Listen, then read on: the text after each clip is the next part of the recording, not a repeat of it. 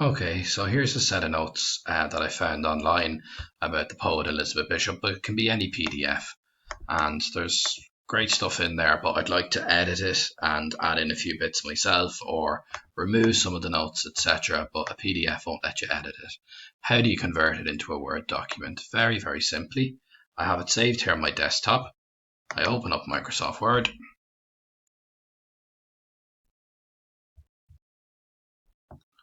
Okay, I go to Open. I go to this PC. And then I go to Desktop and I find Elizabeth Bishop and I just click, you see the Elizabeth Bishop PDF, and I just click Open. And Word will convert it into a Word document for you. This works 90% of the time.